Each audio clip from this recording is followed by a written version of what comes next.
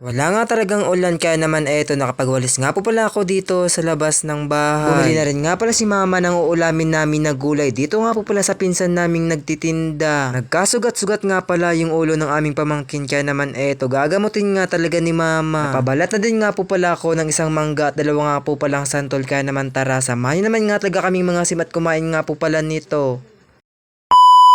Hi guys! A day in my life as a small content creator at the age of 21 kaya naman, let's go! 9 AM na din nga po pala ng umaga sa mga oras na yan pero eto, kakagising ko pa nga lang talaga for today's video. Napasarap kasi nga talaga yung tulog ko, dala na din nga po pala nitong ulan at malamig nga po palang panahon. Kagising ko nga talaga at pagkatapos ko maghilamos, syempre eto yung nag-almusal na din nga talaga ang person. Nagluto nga pala si mama ng sinangag kaya naman yun na din nga po pala yung kinain ko and syempre sinabayan ko din nga po pala na mainit na kape at saktong-sakto nga po pala sa malamig na panahon. Panay ulan nga po pala ng madaling araw at buti nga po pala sa mga oras na nabay tumigil na din nga talaga for today's video. Bali may low pressure area nga po palang nararanasan yung aming region kaya naman eto napakapangit nga talaga yung panahon at panay ulan pa din nga po pala. Syempre hindi nga lang po pala dito sa aming region kundi pati na rin nga po pala sa iba't ibang lugar na nakakaranas na din nga po pala ng matinding baha at landslide. Kaya naman always lang po pala tayong mag-iingat. Wala naman nga palang init pero eto nga po pala sa kong tita bay busy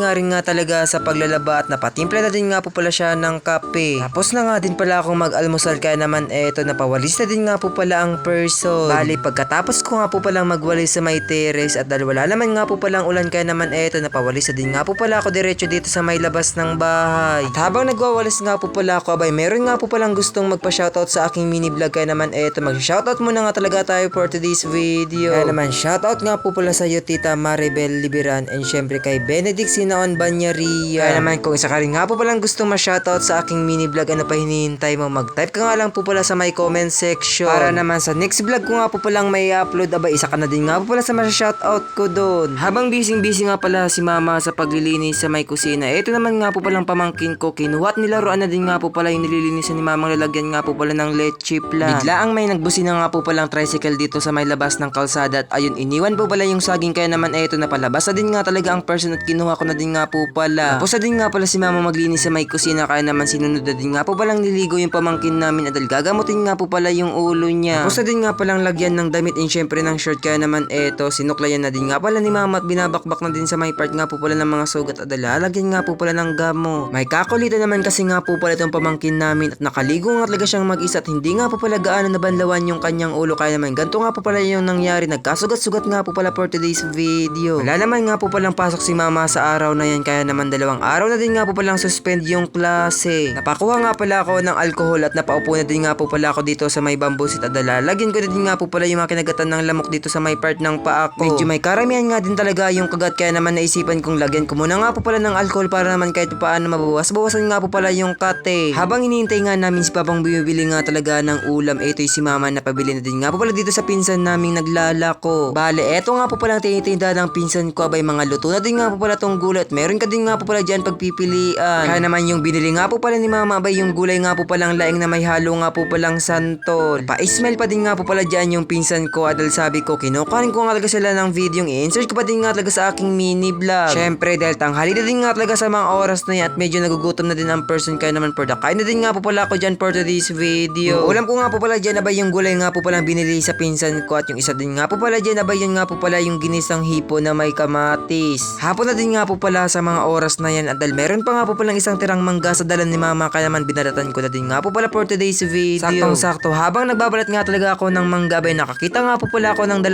santol dito sa may tiers kaya naman isinabay ko na din nga po pala sa pagbabalat. At syempre bago nga po pala ako magpapatuloy sa aking pag-voice over abay sa mga hindi pa nga pala dyan sa akin nakafollow ano pa hinihintay nyo i-follow nyo na rin nga po pala ako para naman kahit papaano nga talaga lagi na din nga po pala kayong update sa aking ina-upload na mini vlog. Tapos ko na din nga po pala dyan balatan yung isang mangga at 2 nga po palang santol kaya naman eto hiniwa-hiwa ko na din nga talaga for today's video. Syempre pagkatapos ko na din nga po palang lagyan ng asin abay napaupo na din nga po pala kami dito sa may bamboo seat ng pinsan at nito nga po palang pamangkin ko. Kaya naman tara samahin naman nga po pala kaming mga simat kumain nga po pala itong isang mangga at 2 nga po palang santol. Hindi ko naman nga po pala yung kayang ubusin ako nga lang po pala mag-isa kaya naman binigyan ko din nga po pala yung mga kasamaan ko dito sa bahay at lalo dito nga po pala sa pinsan ko at pamangkin ko. Hindi na din nga po pala ako nakakuha na pa po pala naming kaganapan kaya naman syempre hanggang dito na nga lang po pala. Yun lang.